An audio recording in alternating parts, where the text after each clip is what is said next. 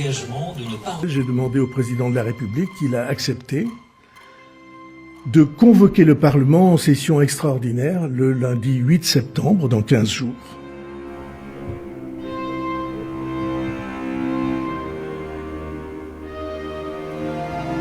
So the Prime Minister called a confidence vote really as a gamble. So he has proposed a budget that is going to cut a great deal of money and also remove 2 public holidays. It's a very unpopular budget. And he knew that in proposing this budget, he was going to get a no confidence vote anyway.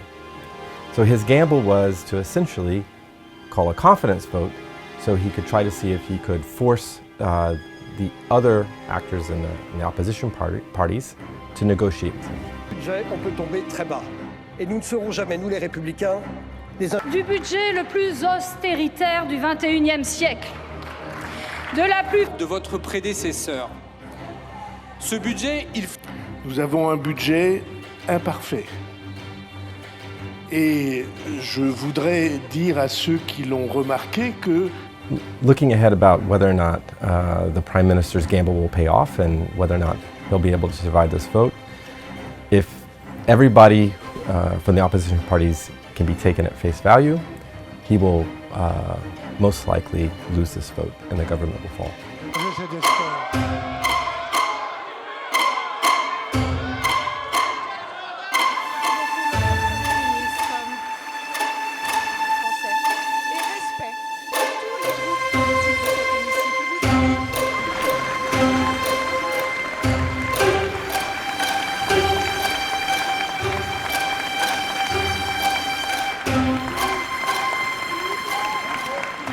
The major risk here is instability, that there's not a government in place to pass a budget, which must be passed by the end of this year, or we're not sure, we'll be in basically uncharted territory here in France.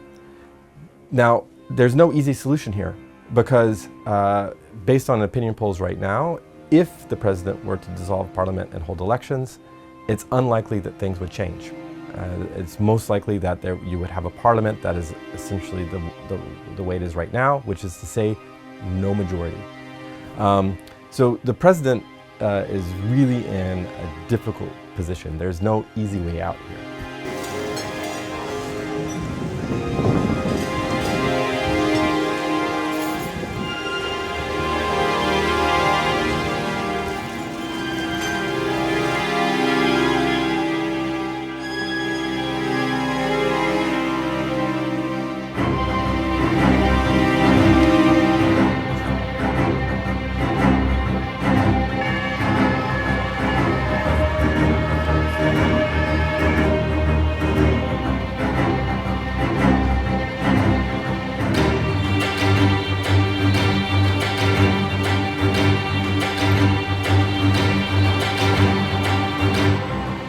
There are many people in France that are worried that the debt is so large that France could run into a debt crisis where international banks no longer want to loan money to the country.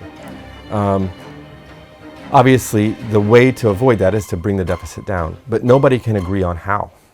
So the forces on the center-right want to do it by reducing spending, especially on social services. Folks on the left want to do it by increasing taxes on the wealthy. And those two ideas are incompatible. And as a result, because nobody can agree on exactly how to do it, and because there's not a majority in the parliament to pass this law, you end up in a situation where basically the opposition parties take their toys and go home, and the government falls.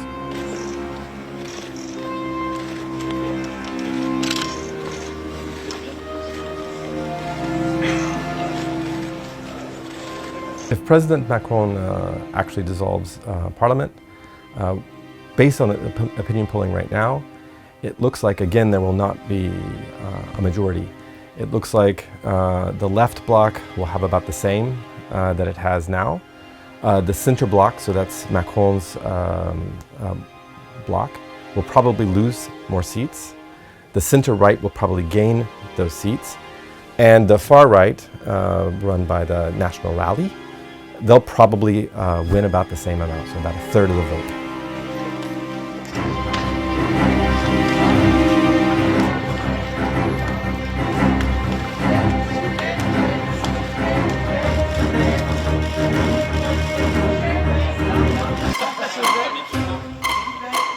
Si vous voulez bien, on va en rester là de manière à ce que ces gens si courageux se sont embarqués pour tâcher de briser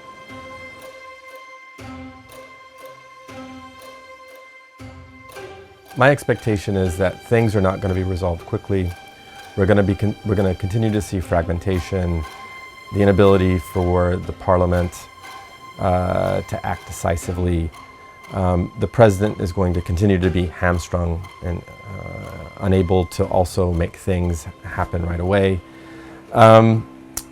My guess is that the best case scenario is that